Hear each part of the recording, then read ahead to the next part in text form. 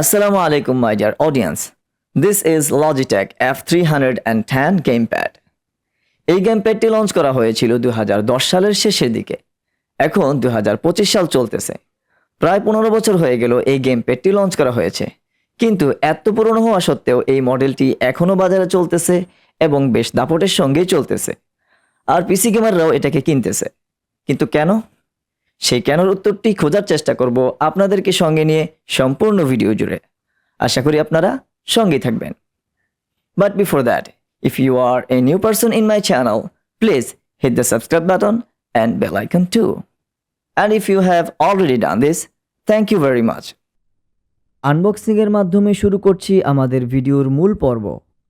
আপনারা দেখতে পাচ্ছেন গেমপ্যাডটি বেশ শক্তপোক্ত একটি প্লাস্টিকের প্যাকেটের মধ্যে সুরক্ষিত রয়েছে, যেটি খোলার জন্য আমি একটি অ্যান্টি কাটার এবং একটি কেচি ব্যবহার করেছি। যতটুকু সম্ভব চেষ্টা করেছি প্যাকেটটিকে অক্ষত রাখতে, কারণ দোকানদার বলেছেন ওয়ারেন্টি ক্লেম করতে হলে প্যাকেটটি অবশ্যই প্রয়োজন হবে। প্যাকেটটি খোলার পর আমাদের কাঙ্ক্ষিত লজিটেক F310 গেমপ্যাডটি দেখতে পাচ্ছি। সাথে আছে দুটি ইউজার ম্যানুয়াল দুটিতে গেমপ্যাডটি কীভাবে সেট করতে হবে এবং ব্যবহার করতে হবে তার বিস্তারিত বর্ণনা দেওয়া আছে। কন্ট্রোলারটা দেখতে অনেকটা প্লে স্টেশনের কন্ট্রোলারের মতো, তবে এটি শুধুমাত্র নীল এবং কালো রঙের সমন্বয়ে হয়ে থাকে। এর বিল্ড কোয়ালিটি আমার কাছে বেশ শক্তপোক্ত বলেই মনে হয়েছে। হাতে নিলেই একটা প্রিমিয়াম ফিল পাওয়া যায়। সম্পূর্ণ বডিটা ম্যাট ফিনিশ হওয়ার কারণে দুইটা সুবিধা। একদিকে এটা ধরতে বেশ আরামদায়ক এবং অপরদিকে সহজেই স্ক্র্যাচ পড়ে না। গেমপ্যাডটি একটি USB কেবলের মাধ্যমে সরাসরি পিসির সাথে সংযুক্ত হয়। কেবলের দৈর্ঘ্য প্রায় 1.8 মিটার বা 6 ফুট, যার কারণে কম্পিউটার থেকে যথেষ্ট দূরত্ব বসে আরামের সাথে গেম খেলা যায়। USB কেবলটি পিসিতে লাগালেই এটি কাজ শুরু করে। সাধারণত আলাদা করে কোনো ড্রাইভার ইনস্টল করার প্রয়োজন হয় না। গেমপ্যাডটির ফ্রন্টে ডান দিকে রয়েছে 4টি অ্যাকশন বাটন A, B এবং X, Y। বাম দিকে রয়েছে 4টি বাটনের সমন্বয়ে গঠিত ডিরেকশনাল প্যাড বা ডি প্যাড। বাটনগুলো হচ্ছে উপর, নিচ, ডান এবং বাম। মাঝখানে নিচের দিকে দুই পাশে রয়েছে দুটি ক্লিকেবল অ্যানালগ স্টিকস, একটি রাইট অ্যানালগ স্টিক এবং অপরটি লেফট অ্যানালগ স্টিক। তার উপরে আছে ব্যাক বাটন, স্টার্ট বাটন এবং মুড বাটন। প্রতিটা বাটনেরই আলাদা আলাদা কাজ রয়েছে। মাঝখানের লোগো বাটনটাও একটি ফাংশনাল বাটন, যার মাধ্যমে গেম চলাকালীন সময়ে বিভিন্ন ফিচার উপভোগ করা যায়, যেমন ভিডিও রেকর্ড করা, স্ক্রিনশট নেওয়া ইত্যাদি। উপরে রয়েছে right bumper, left bumper, right trigger এবং লেফট ট্রিগার বাটন। ট্রিগার বাটনগুলো এক্স ইনপুট মুড অবস্থায় প্রেশার সেন্সিটিভ বাটন হিসেবে কাজ করে।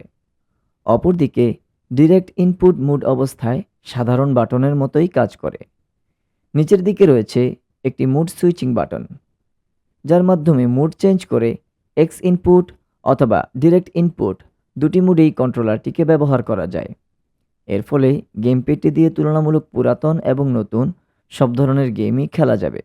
এবার আসুন কিছু গেম খেলে এটাকে টেস্ট করা যাক। প্রথমেই শুরু করছি বর্তমান সময়ের পিসি গেমারদের খুবই পরিচিত একটি গেম GTA 5 এর মাধ্যমে।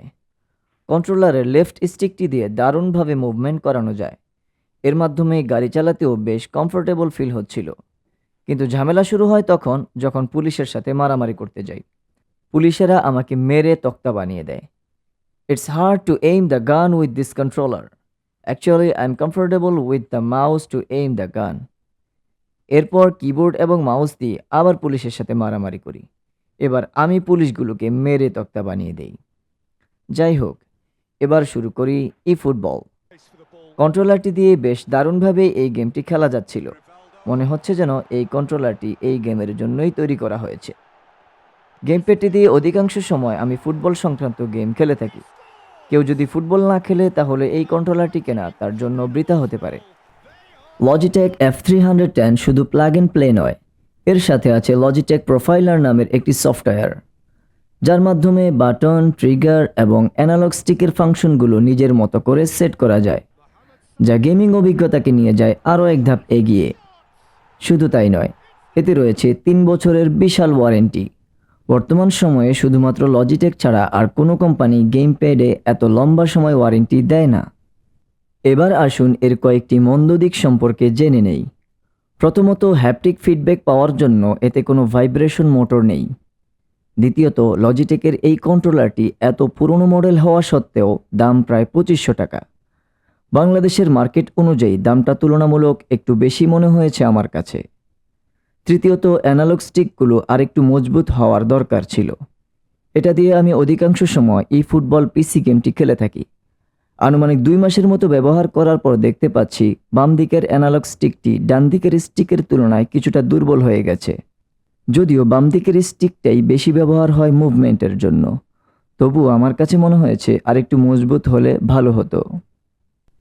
দেখতে দেখতে আমরা ভিডিওর একেবারে শেষ পর্যায়ে চলে এসেছি। ভিডিওটি কেমন লেগেছে কমেন্ট করে জানাতে পারেন। যদি ভালো লেগে থাকে তাহলে একটি লাইক দিতে পারেন এবং আপনার বন্ধুদের সাথেও শেয়ার করতে পারেন। এছাড়াও আপনারা কীরকম ভিডিও চান বা কী ধরনের ভিডিও চান সেটাও কমেন্ট করে জানাতে পারেন। Good bye for today, see you in the next time ইনশাআল্লাহ। Bye by.